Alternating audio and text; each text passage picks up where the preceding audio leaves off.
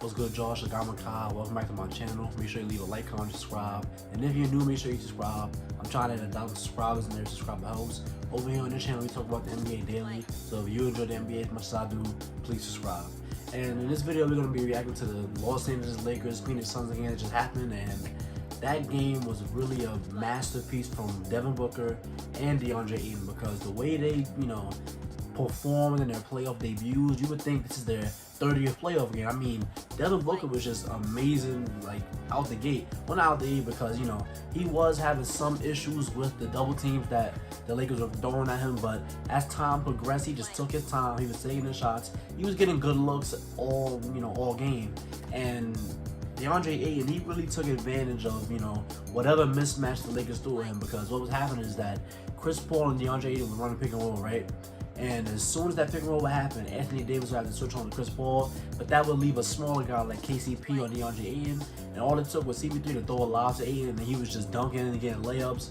And I've never seen, well, I can't say I've never seen, but this is what we say when Deandre Ayton is the X factor.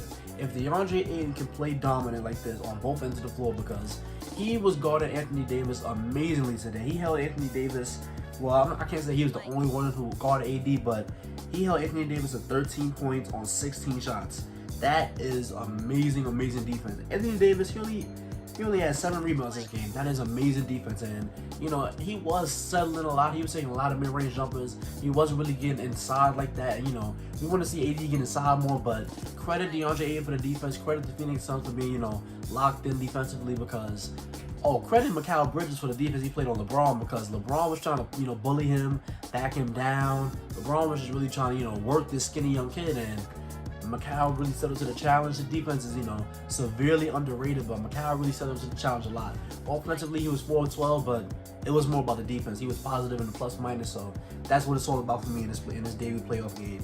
And, Cameron Payne gave some valuable minutes. What did he have? Cam Payne, he had... Oh, no. Well, Cam Payne, he really had to step up and play when Chris Paul was out with that shoulder. And he didn't have an amazing game, but I feel like he provided, spacing for the Suns, so I guess that was cool. But Chris Paul, he was really frustrating me late in the game, because it was very clear that his shoulder was bothering him, right? We all saw, like, he was dropping the ball, he was shooting weird. But, yeah, he continued to want to, hold the ball and pound the ball, shoot floaters, shoot basically stuff that he shouldn't be taking with an injured shoulder. And, like, he made that one shot over Kyle Kuzma late in the game, and, that was a really lucky shot. I say it was lucky because he is clearly badly affected by that shoulder injury that had him sit out for a little while. And why would he not just let Devin Booker run it late in the game? But yeah, man, let's talk about Devin Booker, because Devin Booker had 34 points, man. Let me see. Yeah, he had 34 points. He on 26 shots with 8 assists and 7 rebounds. Because what was happening is that the Lakers, from the jump, it was clear that Frank Vogel was gonna have, hard doubles sending Devin Booker. They send a hard double to get the ball out of his hands, so to make sure he's not able to score. But against all that, in his first playoff game, Devin Booker just simply turned his head around, threw it to the middle, and that busted that, that double team. And then, off the pick and roll, he was really getting a lot of quality mid-range shots. He was getting to the rim efficiently. He shot it from 3. Let me see. He was 3 of 7 from 3, so he shot the 3 ball pretty well, and 42% from 3. And man, he was just doing really good to get into the free throw line, because when they were really sending a lot of defensive attention at him, he was just taking his shots and really drawing a lot of good fouls, and that's what really got his scoring up. And also, I want to say shout out to Jay Crowder. He had 8 points, but he was also playing good defense. He had a lot of good help defense on, AD, on LeBron, and Jay Crowder is one of those, glue guys in the league. But yeah, man, the Lakers were just very disappointing. I think Dennis Schroeder had a really good game. He had 14 points. Dennis Schroeder had a lot of easy layups. He was using that speed. He was just, darting to the rim. And, with Frank Vogel, are you really sure you want to play Andre Drummond all these minutes? Because what did Andre Drummond play today? He played 19 minutes.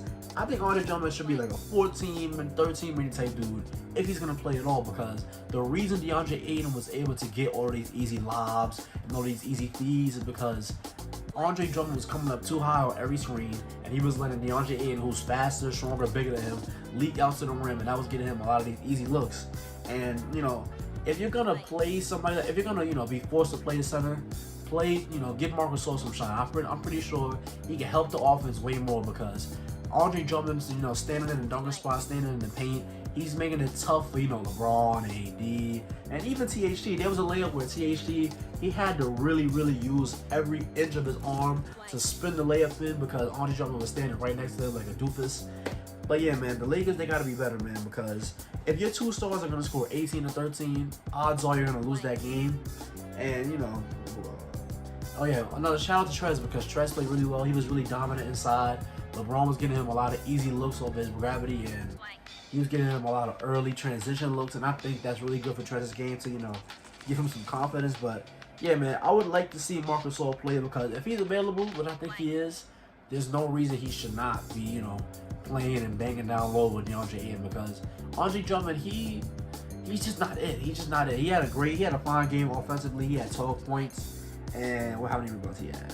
He had 9 rebounds, but 7 of them were on the offensive end. So, he's doing good stuff on offense, but on defense, he's literally killing you.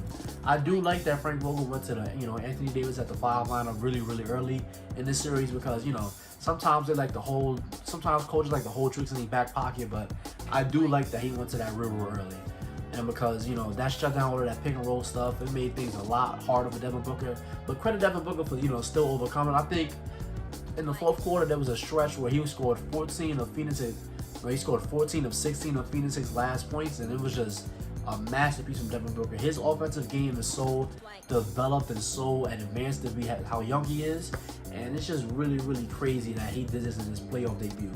But we hope that Chris Paul, comes back healthier, and we hope that Anthony Davis can, stop settling for those mid-range shovels because once the mid-range is not falling, it's better for you to get inside.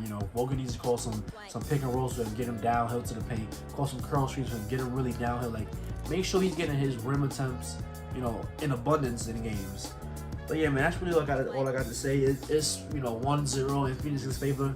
I don't think they're going to win the series, but I do think it's going to go 7. And once it goes 7, anything can happen, but my money is still on the Los Angeles Lakers. But if you say in this video, thank you. Don't forget to like, comment, and subscribe, and I'll see you on the next one.